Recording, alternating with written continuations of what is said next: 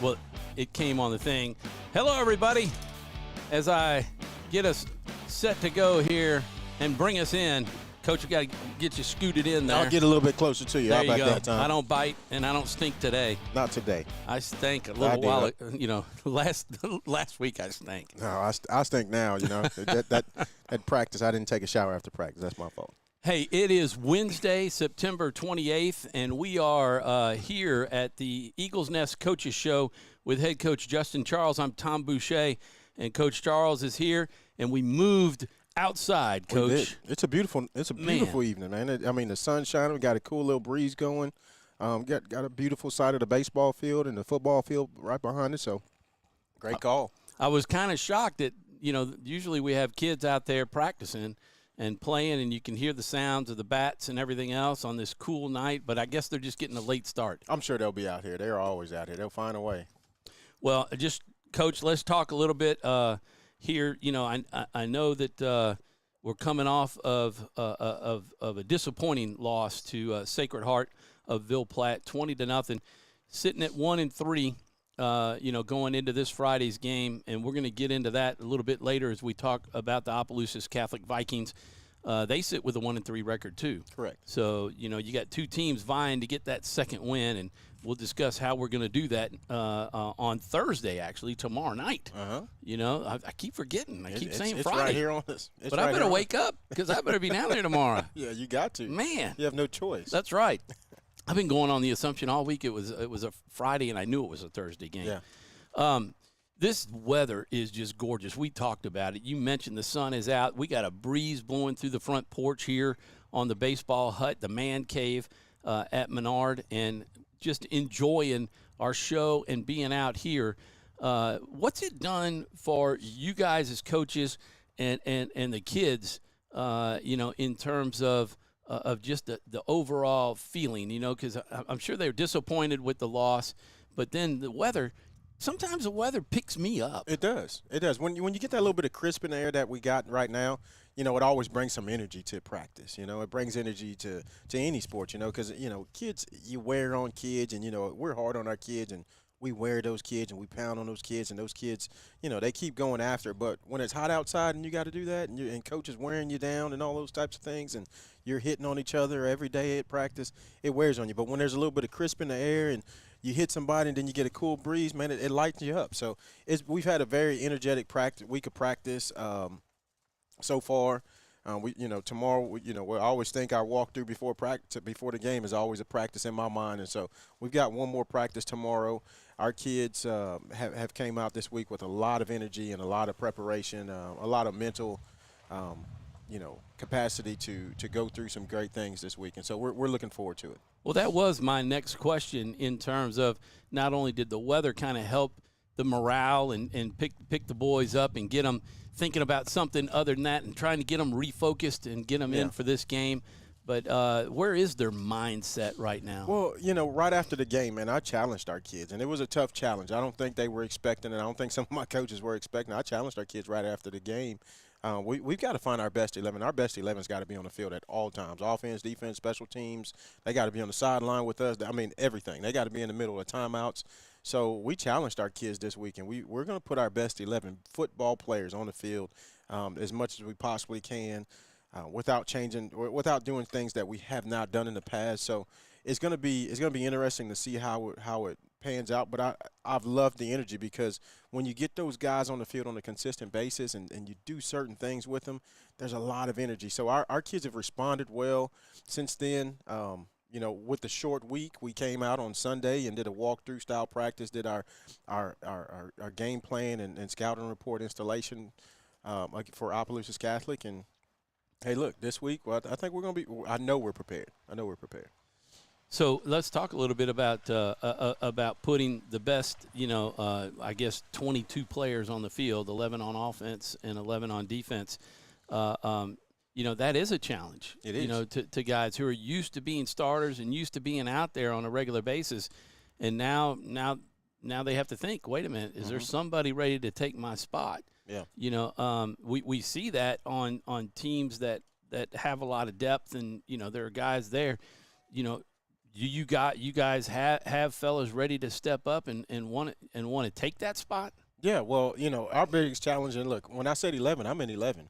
They got to be on the field. Well, that's true because they could play both ways. Exactly. So that's what I'm talking about. So we got a lot of kids that will be playing both ways this week, in a physical mindset. And I challenged the offense at the end of the game last week.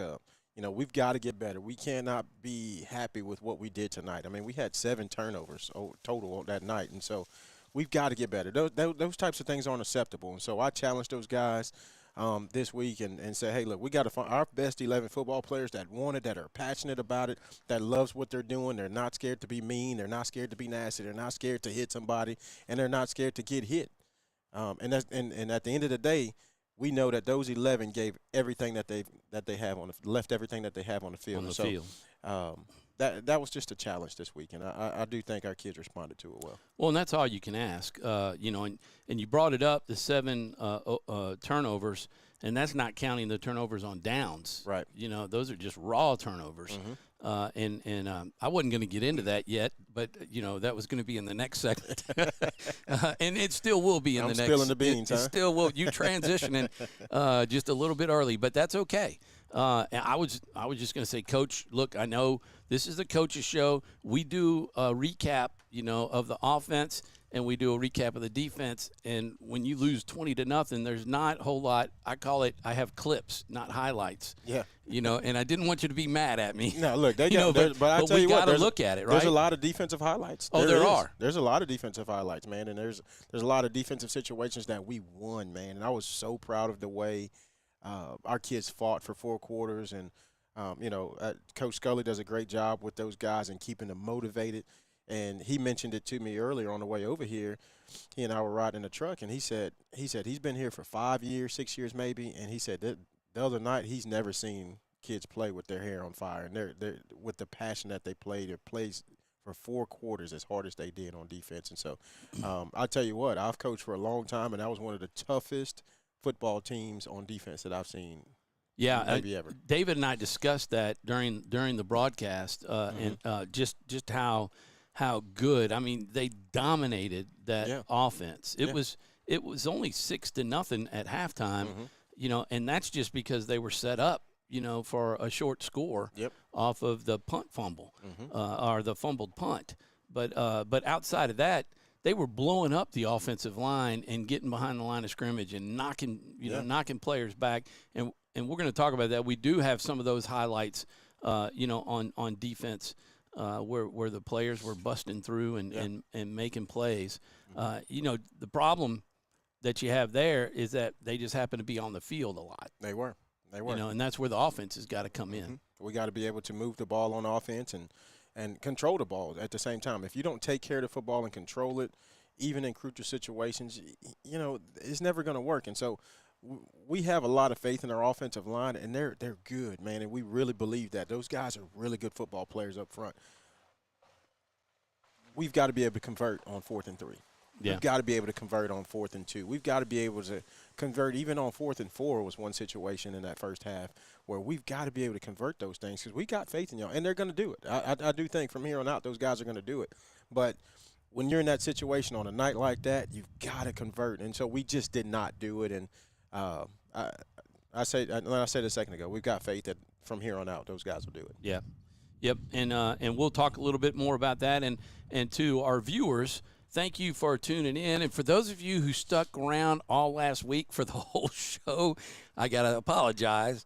I didn't realize just how bad the highlights were. The highlights were there, but so was the audio of the highlight that I thought I had muted, but I didn't. But I believe I have figured it out, and we will have it muted so you'll be able to hear Coach Charles explain it, and maybe we might even be able to bring Coach Scully in on the defensive side and discuss that as he watches the play too, because we got the mic again. Yeah. He's the only one brave enough to show up this week. You'll hear the nice version from him. Yeah, that's right.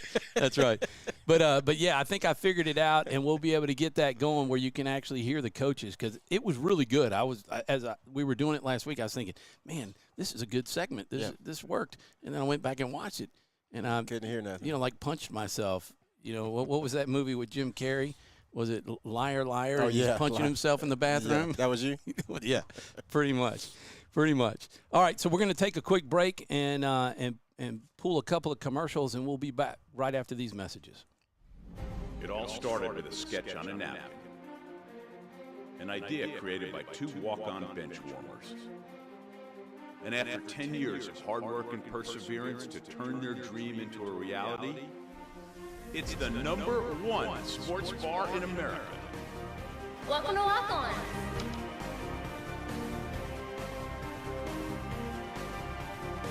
Walk-ons, because everyone needs a little playing time. Is your vision just not as crisp and clear as it used to be? Are you having difficulty driving, especially at night? Are you over 40 and now needing reading glasses?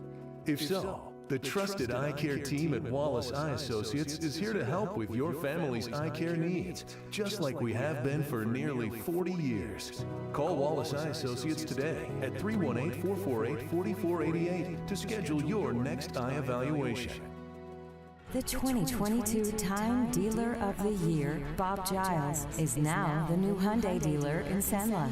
Bob earned the industry's most prestigious award out of 16,000 new car dealers nationwide. Hi, I'm Bob Giles, and I promise our team at the all-new Giles Hyundai will do everything possible to live up to the high standards that earned us this most prestigious honor. And with the utmost enthusiasm, we greatly look forward to serving you.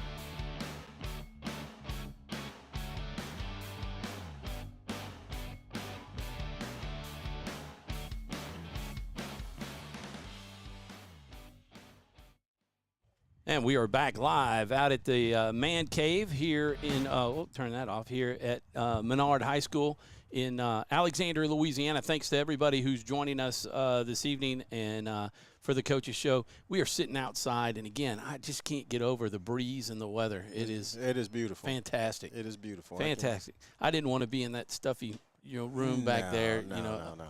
It smelled like baseballs in there. We was trying to be outside. It smelled like football. That's right. And we even found some screws to be able to get this on up, too. Huh? That works. I just can't leave it out here. I got to take it back in. Don't want it to be here next week. Coach, let's take a look at some of the offense. And I broke down some or didn't break them down. I just had clips of them.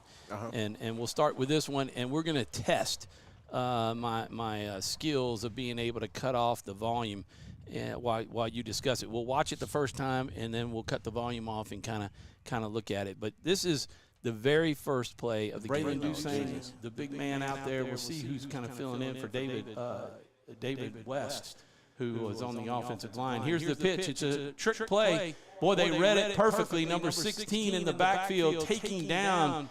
Was that Gavin Hilton, number 12? Braylon Dussain, the man. So there you go. I did get the mute. So everybody who's watching, Mrs. Scully, I got the mute. I got the mute for you. You were dead on last week, and I couldn't figure it out. My apologies. But, as we look at this, and we can kind of put a stop to it, if I can get this kind of called up for, let's see. Last week I had the ability to, there it is right there. They seem to know exactly what was, what play it was going to be. I mean, what's your take on that as to how they got back there and blew that up so quickly? Well, I think their end just got upfield really well, and you can see Mike as he turns, because Mike was supposed to lead block, and as Mike turns, that guy's already upfield past him. So as soon as Mike turns around, that guy right there, if we can get that guy blocked, we have a play. But that's not Mike's fault. That guy just made a great play by getting inside of Mike and getting right there into Jake's face, because that's our backup quarterback is Jake.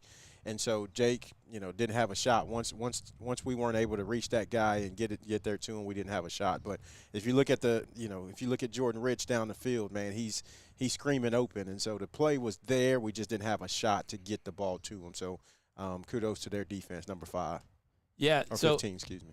I guess we're all blocking down. And again, if I had the telestrator, everybody's blocking down to the right. So everybody hit their proper guy. You're just saying Mike Henry was supposed to get the 15. Yeah, we were hoping that guy would come by. up. We were hoping 15 would come upfield at a different angle, or just shoot down the line, which he did not do. And so, but by the time Mike turns around, that's tough on that kid, man. And so that was not his fault. That kid 15 just made a great play before Mike could even get his eyes around. So. But if you look, that you can't see on that screen right there, but on our film, Jordan Rich was open down the field, had his guy beat for about 3 yards, and so Jake would have been able to get that throw. But it's neither here nor there. Yeah, and credit Michael too for not, if I pull this back a little bit. And we look at the play. He's by him right there. Could have easily hit him in the back to try to get something, but he pulls off right there at the end. And now you're talking another 15 yards or half the distance to the goal line or something. Yeah, look, Mike continues to chase the guy and work and try to find somebody else to block. And so, but again, that's not Mike's fault. That was just a situation where that kid, 15, made a great play. And, that just kind of sets you back. It's difficult to be able to do, second and 20 at that point. So we'll just – Yeah, and look, that whole situation on that play, I don't know what the situation was right there, but normally when a team – because we won the toss, and so we won the toss and we were expecting them. We said we wanted the ball no matter what. So if we take the ball – normally teams defend the scoreboard in the first quarter so they can see the scoreboard in the second quarter at the end of the half. Well, they said they wanted to kick towards the scoreboard. And I was like, uh-oh. All right, there and then. And we're at that point, we're like, well, forget it. We practiced this for the first play every day at practice. That's the first thing we did every day at practice was work on that play. But we were expecting to have Jake on our sideline. So we were going the wrong direction. And so – it is what it is, but, we've got to overcome those types of things, and that kid just made a great play, number 15. So we'll move on to the next one. Sacred Heart's got a decent crowd, too. Henry in the shotgun. He's got Cooper with him. He pitches it to Seastrunk. Seastrunk trying to get outside, but being tracked down, going to be a loss of yardage. Man, number 3 showed some wait, we're coming in back on there. Sacred Heart's got a decent crowd, too. Henry in the but he pitches to Ruben, and that number 3 was just all over the field. Yeah, he was. And he, again, that kid just made a great play. We've got to be able to reach that guy. Our right tackle right there did not reach him. I believe that was Deuce. We've got to be able to reach him and get him. And once we get him, that guy goes inside of Deuce, we've got to hook him. And so we never got that guy hooked and never sealed him off or logged him off. And those are things that we work, and we just didn't execute right there. And, again, I know that was Deuce's first game playing right tackle. But we've got to be able to execute those types of things. Well, I think that's why I wanted to kind of look at this play a little bit, because just to kind of let kind of let everybody know that, hey, Deuce is playing in place of David West, wasn't he? Yes. Kind of replacing, but he's been on the defensive side and not really playing, on the offensive line. Yeah.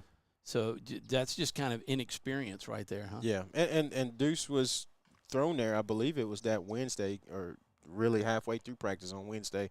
We figured that he would be our best player to put there. So We were expecting David to play, and then David had a situation where he was not able to play. So, again, that was 2.5 or a day and a half worth of practice for getting Deuce in there.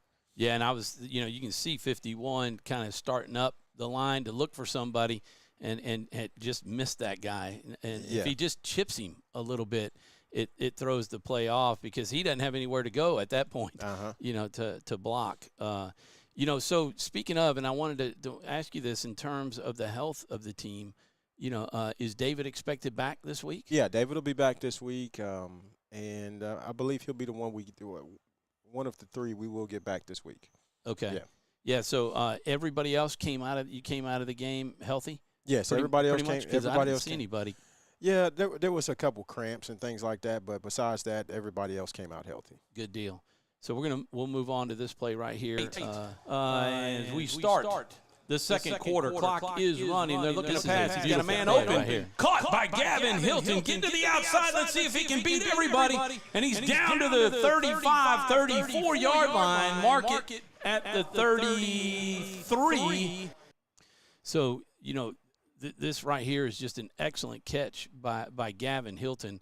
The throw's a little bit high, but other than that, I mean, this is one of the better plays of the night. Yeah, it was. And Mike does a great job right here. The one thing we preach to the quarterbacks in our offense is catch, grip, rip. Get the ball out of your hands as quick as you possibly can. And we want to get it to our athletes. And so he did a good job right there. Like, the ball was a little bit high, but if our kids are able to catch it, we expect them to catch it. And Gavin goes up and catches the ball, takes a little hit and stays on his feet and gets upfield.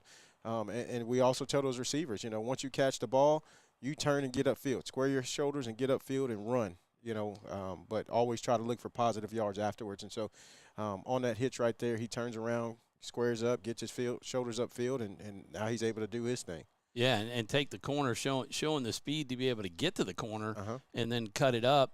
And they took a good angle to be able to get to him. If not, he's down around inside the 30 probably at that point. No doubt. But that kind of just shows us exactly, what Gavin brings to the field. David talks about this during the game, even though he's had his troubles, with holding on to the football. It's just, if he can do that, man, just everything that he brings to the table is so positive. Right. Yeah, he's a very explosive player. I love Gavin. He's a great kid, man. And he's working through some things right now as far as learning the game. His effort is there for the most part, but I tell you, Gavin is learning the game of football, in which all of our kids are. But Gavin's a kid that he's a repetition guy. He's got to get reps. And now look, I'm gonna be honest with you. We have to push Gavin.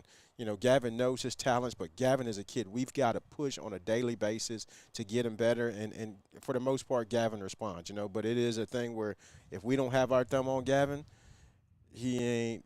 He's one of those kids that's going to try to get away with something without going hard on the rep. So we've got to continuously push Gavin on a consistent basis. So at this point, we've got some momentum. It's still 0-0 or 0-0, and then this drive ended up, being one of those fourth down plays that we didn't convert. Right. And we've had situations where we had 4th and 1 and we jump off sides, and then we're backed up to 4th and 6 and we got a punt or the one of the 7 turnovers. So taking a look at this play here. We thought Henry was in there, but this is actually and he's running down the field. Big play.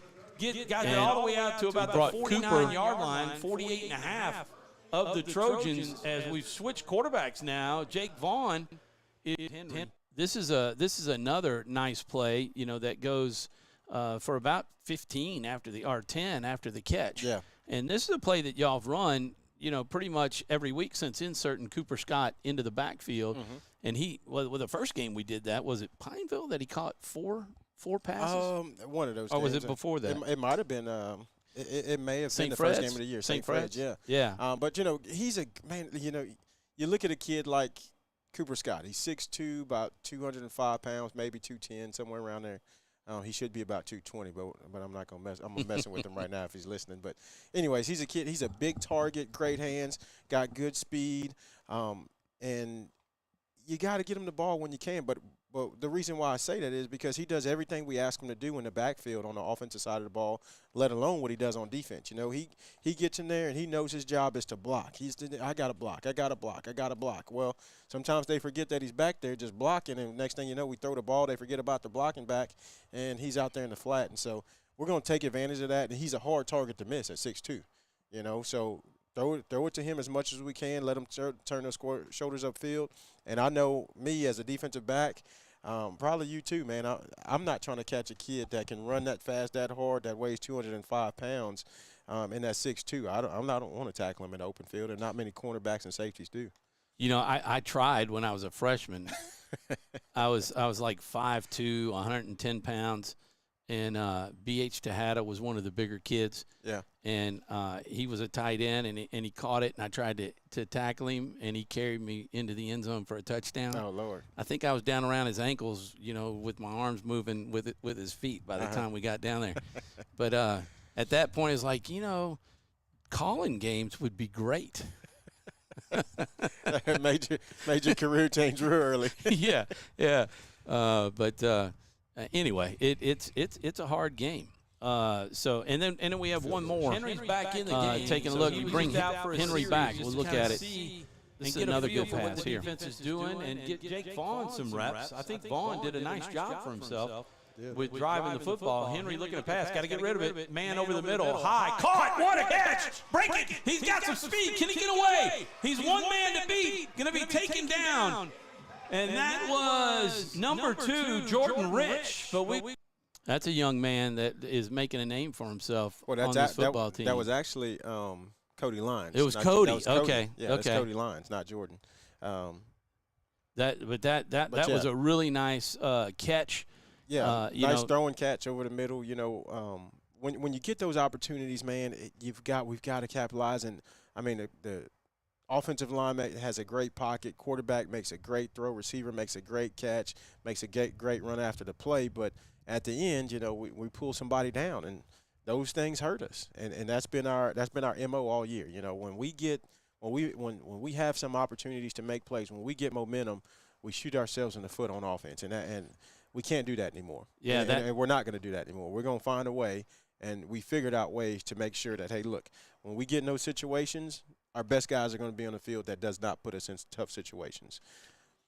Yeah, and you know, unfortunately with that one, all the momentum again, but there was a hold call that brought that all the way back and then pushed it back another 10 yards, and then that kind of put us behind the chains, as they say, and it ended up, you know, not resulting in any type of score or I don't even think another first down after that. Yeah. And then he was still behind. this one is just Hunter one of the had to 7 rush. turnovers. Please hold on to it. It's fumbled. It's on the ground. And that's when the young man needs to say, just leave it alone and back off. You know, because that ball was just right there on the ground, so hard to catch in the air when it's in your chest, no less where he was. But again, he's a true freshman, or I say true freshman, but he's a freshman, right? He's a freshman, and we've got guys in situations. And look, after that, I don't know if you noticed, but we didn't put anybody back. Yep. Nobody go back there because if we can't do the things that we practice every single day. After the defense just busted their tail, being out there getting I think that one was a 3 and out right there. We just busted our tail on defense. Just go out there, catch the ball, and don't try to make a play. Just catch the ball. Let's give our offense some time. Let the defense go take a little break, and let's play football. But we didn't get a chance to do that, you know. And so, trust me, we've worked punt returners every day this week, kick returners every day this week, before and after, or during practice and after practice. So yeah, because I mean that's a you know, a solution that really isn't a great one to just leave it blank back there. Right. You know, unless you can get to the ball and block it every time. But you get somebody who can roll that kick and it goes another 25 yards downfield. It puts you way back. Right. You know, switch field. So we will, speaking of needing a break and making positive breaks for our team and the players, we're going to take a positive break here, and we'll be back right after these messages. BK Distributors is proud to support high school athletics on 446 Sports. BK is the one-stop shop for trophies, banners, awards, letter jackets, and just about anything award-related. And now, welcome BK Apparel and BK Promotions to the family for all your spirit apparel needs and anything you need to brand your business. When you think of anything you need with your name on it, think BK. Check them out on Facebook or at bkdistrib.com. BK Distributors, apparel and promotions in Pineville.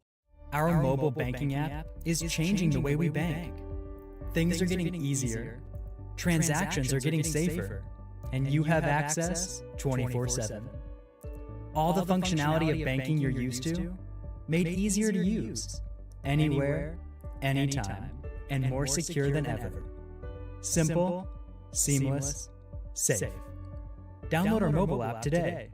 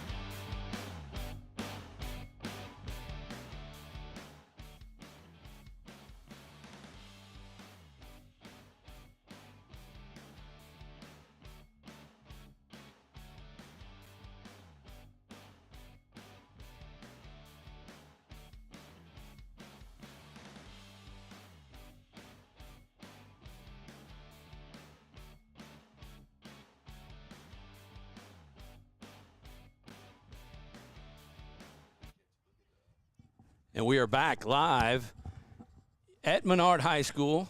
And we've got, let me get that off of there. What is that? That school board browser? There it is.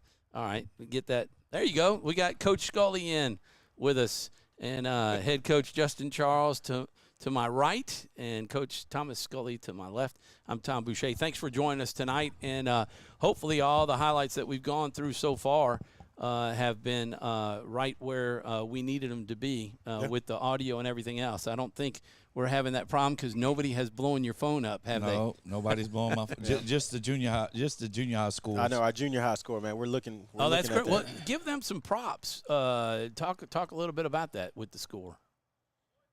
Well, right now it's 8-6 in the second quarter. We're playing at Tioga. And we're doing pretty well. Who is the top team in the area? Which is the top team, beat Brame by like 30 points last week. So, we're doing real well. And Coach Matches over there with Coach Holmes. And so they're keeping our phone just keeps going off. So they're keeping us updated on that score. So. Well, that's great. That's pretty good stuff. Well, that is because, like you said, y'all were telling me just how good Tioga is this year with their junior high. They are good. That's very awesome. Good. So, you know what? We're on this one to introduce the shot, but I'm going to have to go back to this one. But I think you'll still be in the shot, Coach Scully. I got to go back to the coaches show. No, let's see. We got to pull this back. Get him in there. Huh? That's okay. I'm good. There with we that. look there. Yeah. There we go. Bring them two bald-headed guys in there. All right. There you just move the laptop. That's right. So, Coach, let's see. We've got I don't want to run that one because that one doesn't matter. So we've got this highlight right here, Coach. The handoff to our they may even give it to him going over to I should have more, and I've apologized. Yeah. We'll just listen to this one. To the left. They're going to give it to him and try to follow, and the Eagles blow it up, and they stop him short. That's going to be a turnover on down, so they return the favor to the Trojans, and the Eagles will take over. No gain. So we watch that, and by now in this part of the game, that is probably about the fourth or fifth turnover on downs that your defense and the Menard defense was able to do. I mean, and that was fourth and less than a yard. Right. Y'all blew up their offensive line. We did, and I tip my hat to those guys. And look, I'm really hard on these guys every week, every day. And I'll pat them on the back, but I challenged them after the St. Mary's game because I was really disappointed. Because we game plan so hard for every opponent we play, and it's just left up to them to come with the physicality part of the game. And I challenged them, and we had a little extra ammo going into this game because all I kept telling was there's another Scully on the other side that's helping call these plays, and I said he's going to attack our weaknesses. Well, we better not show any weaknesses, and ended up being three plays that they scored on. But from a physicality standpoint, and Coach Charles referenced it earlier, never seen guys play so hard for 48 minutes, and they gave us everything they had. And look, that was time and time again, and it didn't matter if it was 1st and 10, 4th and 2nd, 3rd and 5, 2nd and 4. We just kept bringing it, and I just challenged them. I said, if we can control the line of scrimmage, and we can do what we asked you guys to do, we will give our offense and our team a chance to win, and we did. And you know what? It just we didn't get all of the breaks, that we needed, but. Again, it's a team effort, and these guys understand it. And, it just we went back to that same mindset again this week, but just with a different outlook of how we needed to handle things. And I told them, I tipped my hats to them on how they played. And you're right, this is just one example of what we did. They had 2 plays.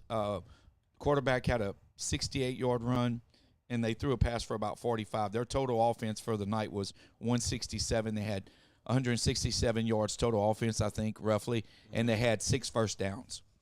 Yeah, in fact, y'all had more than I had because I had them at like 128 and a half, but it's hard to keep track up there. Sure. But, the first quarter, they had minus 1 yard by my count. That's right. And then they only had 47 yards total in the first half, and led it 6-0. But I mean, minus 13 turnover on downs.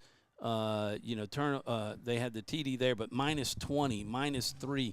Those are some of the drives that they had that you had in that first one.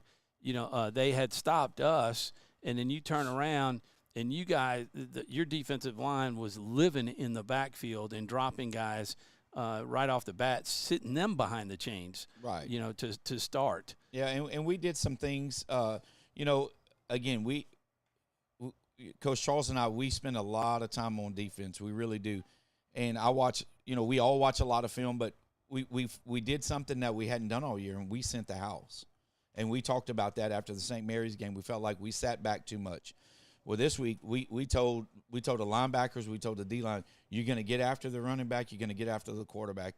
And if they beat us on the pass, and we'll tip our hat. But we're going to get after those guys, and we did for the most part, except for one play where the quarterback got loose. But that's what, and I'm not one to sit back, and that's not my temperament. I'm not one that's just going to be calm, and I'm never calm really, except for right now. But I want us to get after him, and we all do, and that's what I told the guys. I said, let's just get after him, and they like that stuff. And I think that's what was so much fun Friday, was that we just kept getting after him, and we kept punishing him. And I told him, I said, we want to see how many running backs they're going to put in the backfield. For every pass they throw, I want you to run over that guy. And we did. And look, I tip my hats to Sacred Heart, man. Those guys are tough, man. I mean, those little dudes in the backfield, they just kept coming back for more. They did, didn't they? They did, and they kept coming back for more. And Coach Harper, I talked to him after the game, and he said, Coach, we had no idea you guys even did that. But, again, it's the preparation, it's the belief, and we're headed in the right direction as a team and a program, and we just got to keep fighting and at the end of the day, we're going to do the right things. we just got to get everybody, like Coach said earlier, we got to get everybody on board doing the same thing at one time. Yeah. Well, and just for the audience out there watching, your screen is not frozen, because of internet. It's frozen because I paused the play right here as Coach was talking. And the reason why I paused it right here is just particularly on this play is that you look at Braylon's Dusang, and if you're looking at the line, the 45-yard line, you see our white hat closest to you, the cornerback, and then you have one more, which I think is a Deuce. Right. And then the next white hat who's leaning toward the bottom, it's Braylon Dusang. Sure. And you always hear the terminology low man wins on the line. If you're in the trenches, the low man's going to win. And if you just watch him in that short distance, the tackles, the defensive tackles have got to get in there and clog it all up so that people have to climb over him, and then your linebackers can come in and fill in the gaps. Is that accurate? That's spot on, and he's got a thankless job just like offensive linemen do, and he is an offensive lineman. But yes, he is there to be just take up space and consume two gaps, and he does that. And Braylon is a quiet guy. Now he's kind of witty, believe it or not, but he knows what his job is, and so I challenge him to do the job of consuming two gaps.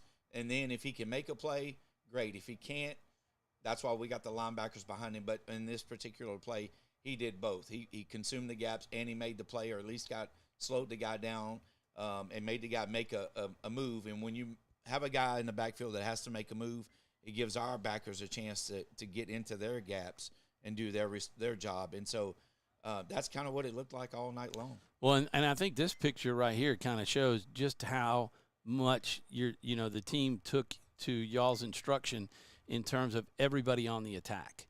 Because if you look at it, you really only have two players that are really outside of the play, and they're covering their wide receivers. But everybody else is, you can see them, they're headed to the running back or they're already there, introducing themselves for about the 20th time. Yeah, and you're right. And that, like I said, even late, and this was probably late in the game because this was a fourth down stop. It's what I expect them to do, or we expect them to do, not me, but because we all expect them, but they understand now what they have to do, and that's what we did. And look, again, I wasn't, and I told him after the game, I thought we did a great job. We gave up 3 plays, and we can't give up those plays, and we talked about that this week. But again, they did a great job. They really did.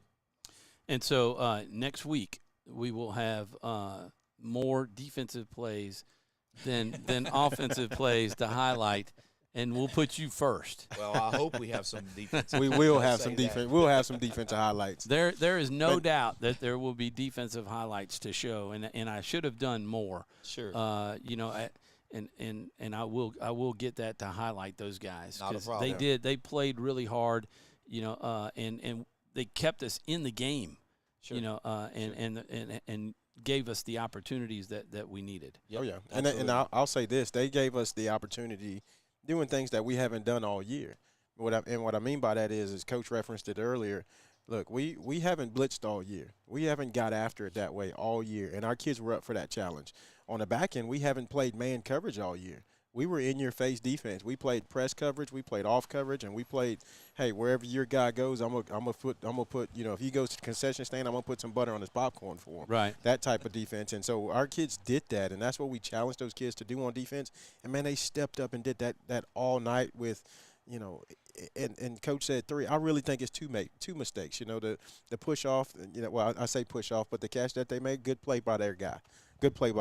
And so I think they beat us on 2 plays, man, and we've just got to be able to overcome those things as a team, not as a defense, but as a team, we've got to be able to overcome those things. But defense played very well, man, and I haven't seen many performances like that in my 18 years of coaching. And what I noticed is that long touchdown run by the quarterback, that was Drotty, number 7.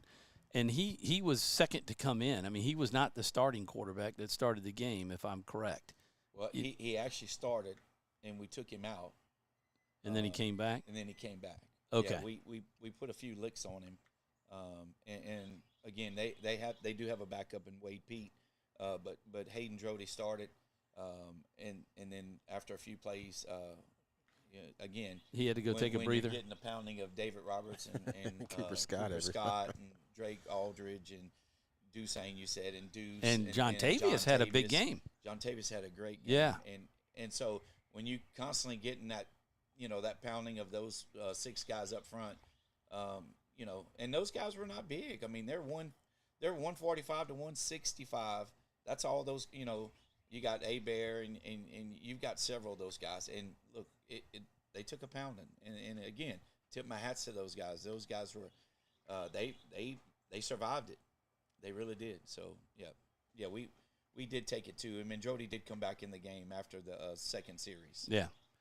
Well, congratulations on well-played defense. And this next week when we come back, we're going to be showing a lot more highlights on defense, and we're going to be talking about a win. That's what we're going to be talking about. Absolutely. And we're going to be talking about how we get that win when we come back, and we're also going to highlight a senior.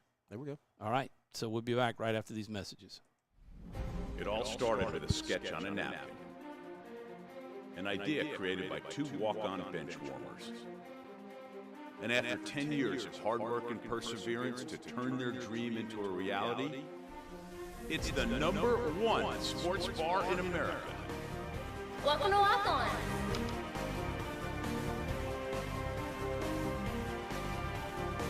Walk-ons, because everyone needs a little playing time.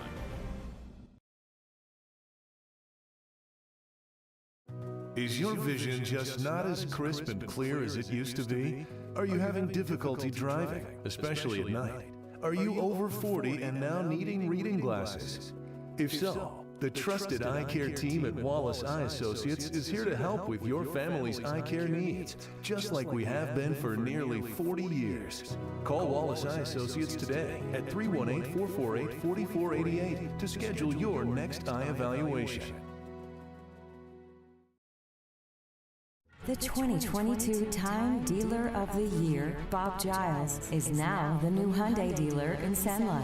Bob earned the industry's most prestigious award out of 16,000 new car dealers nationwide. Hi, I'm Bob Giles, and I promise our team at the all-new Giles Hyundai will do everything possible to live up to the high standards that earns us this most prestigious honor.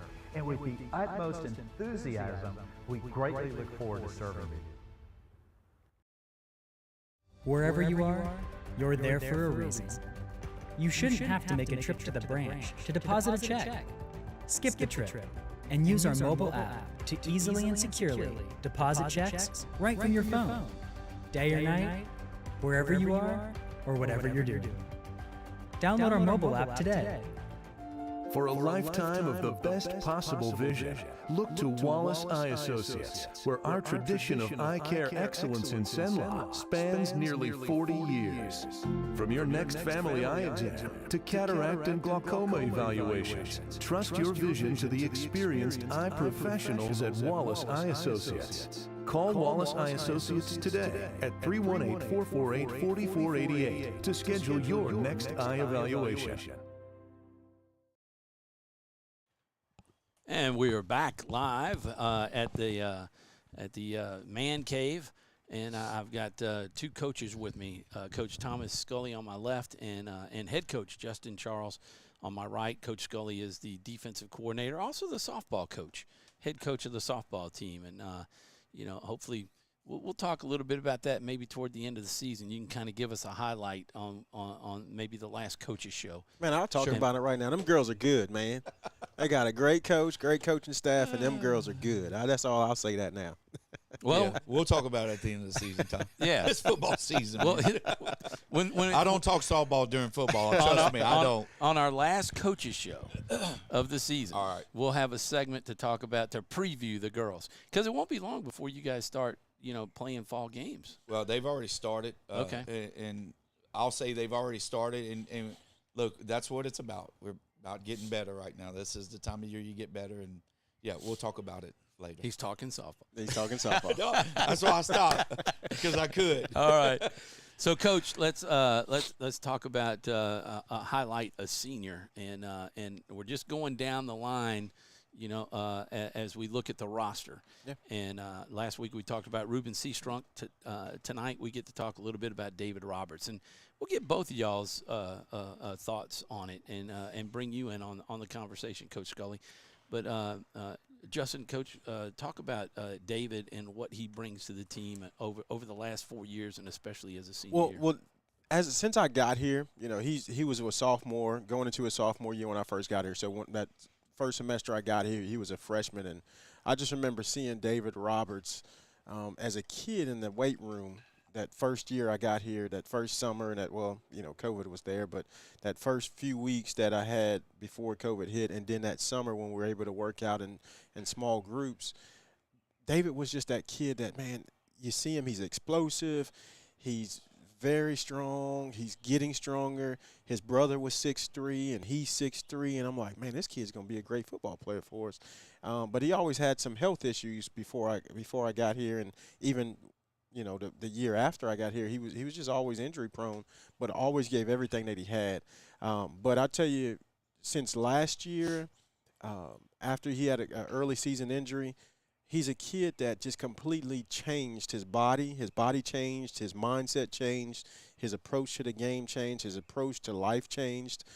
He's a kid, just like I talked about Ruben last week, that he's not just a leader on the football field, because he's one of those guys that when you see him at the home games, he's got that captaincy on his chest, that his teammates look up to him.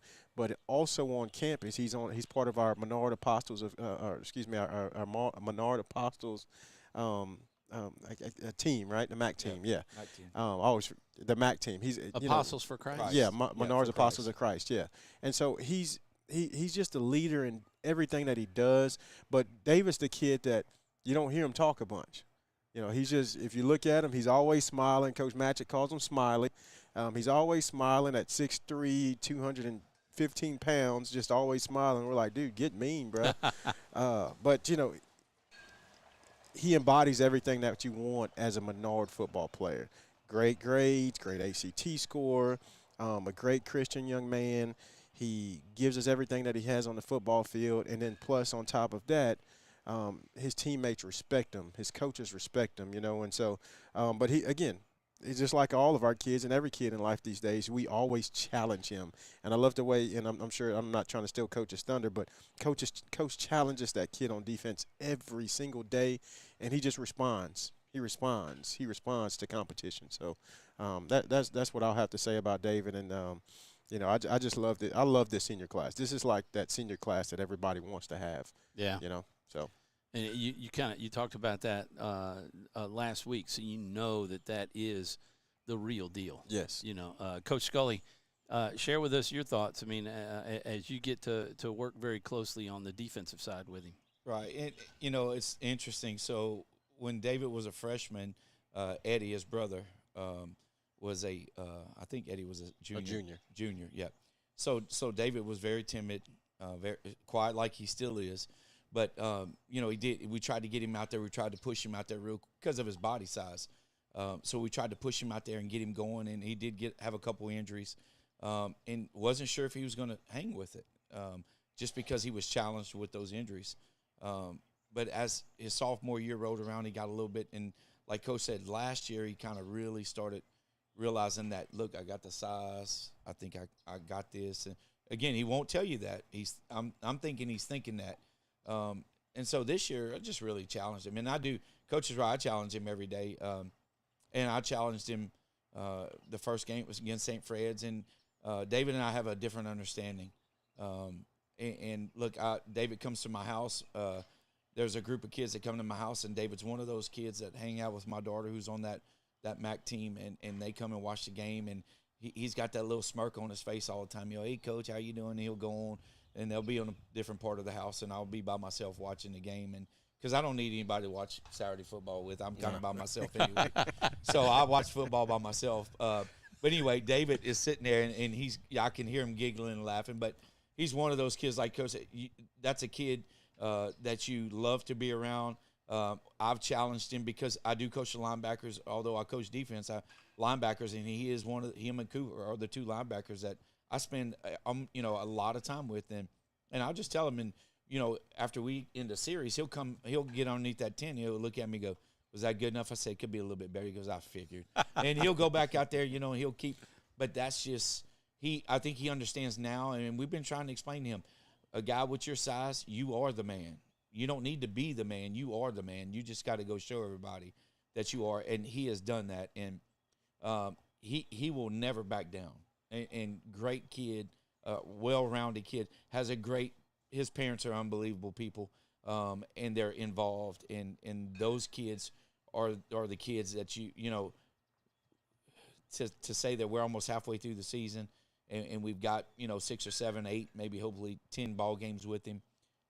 Those are the kind of guys you hate to say goodbye to. And so it'll be tough later on, but right now we're having fun and we're going to continue to challenge. But great kid, and he knows that. And I do go back and put my arm around him or put my arm around his waist because he's so much bigger than I am. So, but yeah, David he's great kid. He really is. It's hard to believe that we're going into week 5. It is.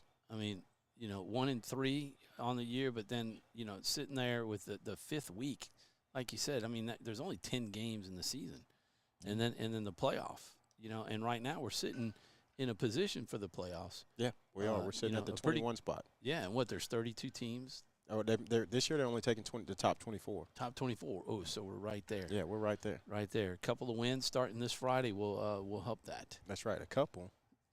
Well, more, buddy. No, I mean just over the next couple of weeks. That's pretty good. I do want more. I want more with y'all. Oh my gosh! All right, let's take a commercial break on that one. All right, we'll be back right after these messages. Is your vision just not as crisp and clear as it used to be? Are you having difficulty driving, especially at night? Are you over 40 and now needing reading glasses? If so, the trusted eye care team at Wallace Eye Associates is here to help with your family's eye care needs, just like we have been for nearly 40 years. Call Wallace Eye Associates today at 318-448-4488 to schedule your next eye evaluation. Wherever you are, you're there for a reason. You shouldn't have to make a trip to the branch to deposit a check. Skip the trip and use our mobile app to easily and securely deposit checks right from your phone, day or night, wherever you are or whatever you're doing. Download our mobile app today.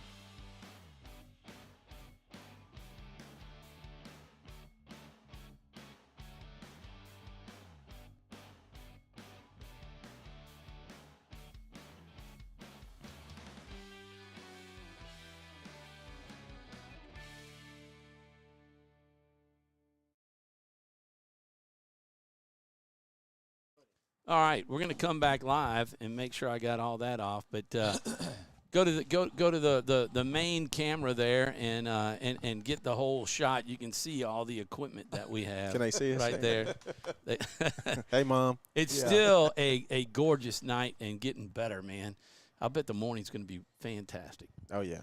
It's going to be game day tomorrow. And it is game day. It's game day tomorrow. It's Thursday game It's day. game day tomorrow. That's a perfect transition to what we're going. We're going south on I-49 to Opelousas and taking on another Catholic school, which I think is just fantastic that we're playing in this Catholic league. But let's just talk a little bit about first. We're 1-3, and I've said that a couple of times. But the losses that we've had, those teams are ranked in the top 10, right? Mm-hmm. They are. in their classification. They are. Every single one of them. You know, all of them are ranked in the top 7 of those 3 losses. And then, you know, Pineville, they're a 5A school. No matter what their record is, they're a 5A school, got more kids than us and those types of things. But even this week, you know, you look at this team, and, yes, they're 1-3, but the losses that they have, I mean, they lost to Southern Lab. They lost to Oak Grove. They lost to Oak Grove in the first game. They lost to Ascension Catholic. I mean, they lost a quality team. So you're talking about 2 teams that are very similar, looking at each other, trying to seek that second win of the season. But even them, they were ranked in the top 10 last year at the end of the year, and they went, I believe it was 8-2 or 9-1 on their season. So we ain't playing no cupcake schedule, and we never will. We're going to play a schedule that's going to challenge us before we get to our district. And that Ascension Catholic game, it was a 2-point loss. It was 34-32. Oak Grove's a pretty good school. Yeah. Yes, they are. And I got to say Southern Lab, that. when I saw Southern Lab 34-20, and I was like, whoa, wait a minute. Southern Lab is playing for state championships on a normal basis every year. Yeah. So and they're pulling out or putting players at LSU and other Division I schools out there at Southern Lab. Oh, and they got a bunch on that field too. Still, when we watch that film, we're like, man, look at that speed. Wow. So the Vikings, they have the same Vikings, helmets as the Minnesota Vikings. They do. Pretty it's pretty cool. It is pretty cool. We're going to be playing at the main field. Look at that. I'm about to lose camera. You see that battery going? Oh, yeah. So that's perfect timing. So we're going to be playing. We will go live at 6:45 with the pregame show, 7 o'clock kickoff for anybody who doesn't make it down to Opelousas. Make sure you tune in to 446sports.com and look for Menard and tune in to our show. We'll put a blast out there on Facebook. But final words, Coach. Look, I expect all of the Eagle Nation to come out there and watch this game in full effect down there in Opelousas. And this week, we do expect to win. I'll put that out there. We expect to win. We're going to come out there and we're going to fight. We're going to give them everything that we got. We got some changes on offense. We've got a couple changes on defense, and we're going to give these guys some wrinkles. And we're going to play, like I said, with our best 11 football players on the field, and we're going to be mean, physical all game long. And Coach Scully, we'll give you the final word before I say goodbye. Go Eagles. There it is. Go Eagles. For all the Eagle fans, thanks for tuning in tonight. We'll be back here next Wednesday to discuss the victory over the Opelousas Catholic Vikings. And we're going to have a lot of defensive highlights to show you next week, I promise. And then join us Friday again, 6:45, right here on Full.